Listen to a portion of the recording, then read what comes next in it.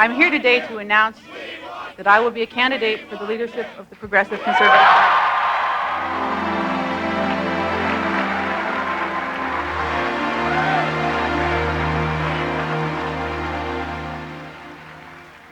Hello, I'm Kim Campbell. It's a pleasure for me to have the opportunity to talk to you as a delegate to our national convention where we're going to be choosing a leader of the Progressive Conservative Party. Over the next few minutes, you'll see some clips of conversations and other contexts in which I set out my views of politics in Canada and why I'm running for the leadership of our party. I hope you'll find these a helpful way to get to know me.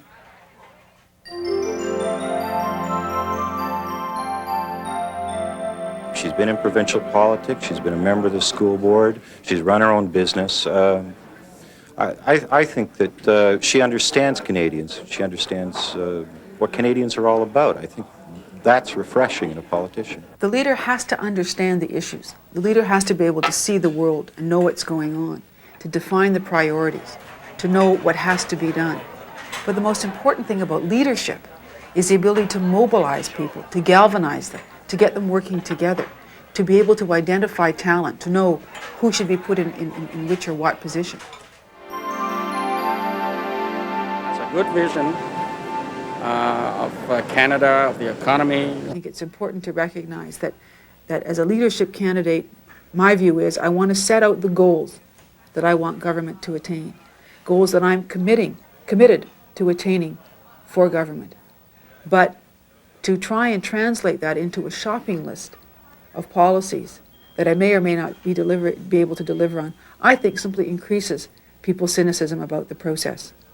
I know I can deliver on the goals, and I want to work with my colleagues, with the other people that the Canadian people are going to elect to Parliament when we win the next election, and with the Canadian people themselves in working out exactly how we're going to accomplish those goals. I have a lot of ideas of how we can do them, and I'm happy to share those. But I think what's important is to distinguish between this process and the process that we'll enter into right after the leadership campaign. I was born in Port Alberni, British Columbia, and my dad was a student then. It was right after the war. So we were dirt poor when I was a kid, but my older sister and I grew up spent our childhood in Burnaby, BC, in a very countrified atmosphere where we dressed in jeans and climbed in trees, so I guess I was quite a tomboy when I was a little girl. My parents' marriage broke up when I was 12, which was a very difficult time for me. I think one of the reasons why I'm so independent and self-sufficient is because of that. I went to high school in Vancouver and then to the University of British Columbia, and then had the great good fortune to win a Canada Council doctoral fellowship and study in England for 3 years, from 1970 to 1973, and that was really a wonderful experience because it was a chance to get out of North America. But I really felt very Canadian. I became very aware of what was unique about Canada. I think you can sense from Canadians that there's a renewed hope that they can get involved in politics. Politics is not associated with cynicism anymore because of Mrs. Campbell, and they feel that if they go with her, that they can get involved and they will get results with her. And I think if we can give members of Parliament a chance to be involved earlier in helping to develop proposals and to have those discussions publicly before the government has taken a position, then not only will members of Parliament enjoy their jobs more and feel more job satisfaction, but the public will have a chance to see the role that their MPs play. And I think for the credibility of the democratic process, that's something very, very important.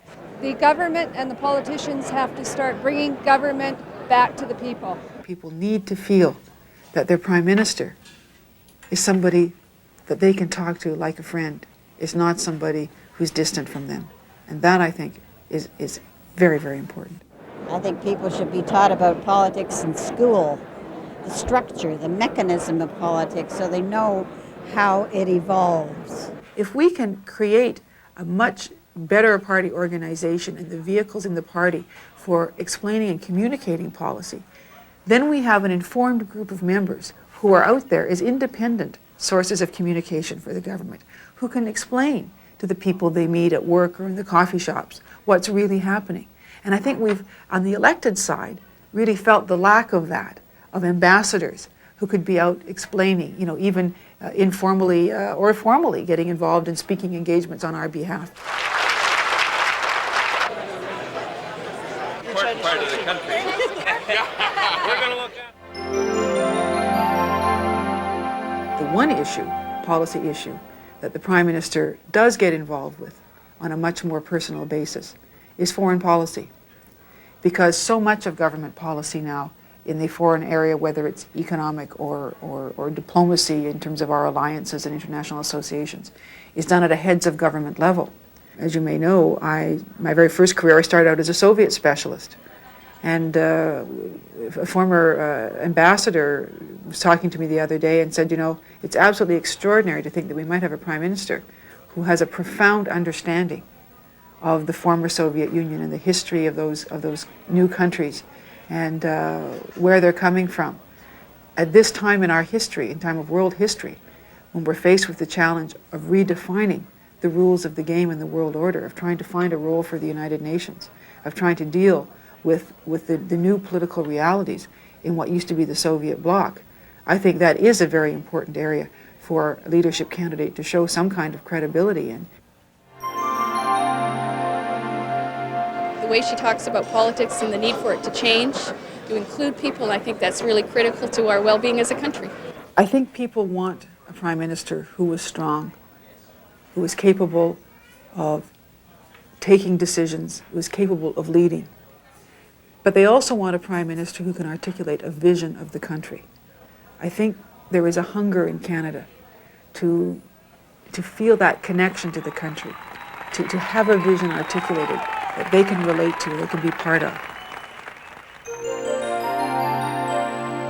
That's the kind of party I want to lead, a party that is activist, a party where people have taken on the responsibility of citizenship and want to participate, and a party that will be a partner to me as leader, not simply a tool that I use when it's appropriate or that I polish up to win an election, but a true partner in this enterprise of democratic governance. She's got the abilities to be a leader. She's brought these people out here and across the country, and she provides inspiration, and I think therefore she's the right person. Someone to make people respect the political system again. I think people become very cynical about the political system, and I think that Kim can make people respect it again.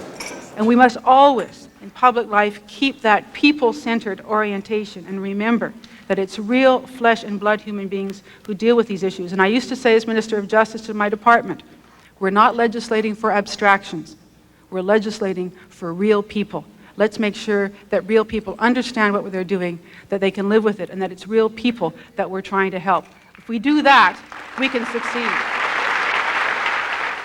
We've forgotten to talk to people about the human side of the agenda, that this is not something we do just to satisfy the bottom line. It's to protect our ability to do things for people in the future. I think it's time for a renewal, and I think that's what I see in Kim Campbell, definitely.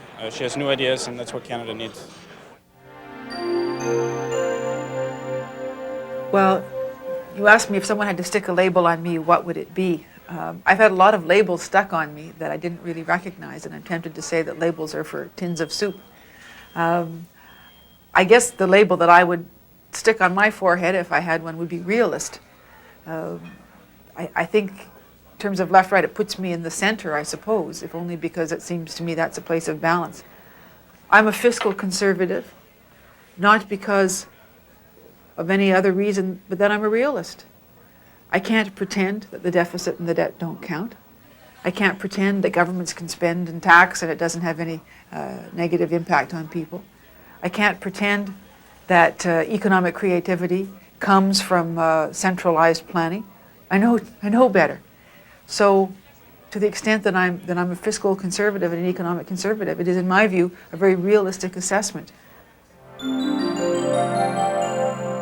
I've made a very clear commitment of what my priorities are for the economy.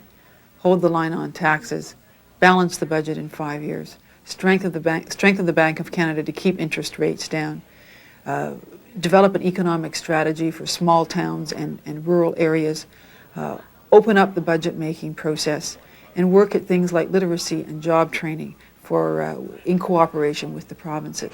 I think the people of Canada are looking for somebody from the present into the future, and she represents the future of our country. We have gone through a very difficult time as Canadians together as a result of the recession. I think there are many positive things that we can do as a government to make sure that we can build on the tough things that we've had to do together and really create a prosperous economic future for Canada. Like many of my colleagues, I understand what has to be done. I can see the important policies for the future. But I believe that I can reach out to Canadians and make them feel part of that process. I consult and I bring people together, but I get decisions made, and that's the most important thing. And the kind of person I believe Kim Campbell to be is a person that has taken the experiences of her life and is going to be able to apply that to do the job.